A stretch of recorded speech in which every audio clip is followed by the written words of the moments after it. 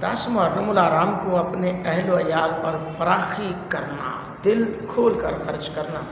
شریعت اسلامیہ نے اس دن کے لیے یہ تعلیم بھی دی ہے کہ اپنے اہل و عیال پر کھانے پینے میں فراخی اور وسعت کرنا اچھا ہے۔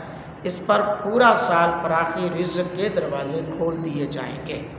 چونکہ اس دن رحمتوں کی بارش ہوتی ہے، اس لیے مسلمان جس حالت میں اس روز اپنے حق تعالیٰ کے سامنے پیش کریں گے، حق تعالیٰ بھی ان کے ساتھ تمام سال وہی معاملہ فرمائے گا۔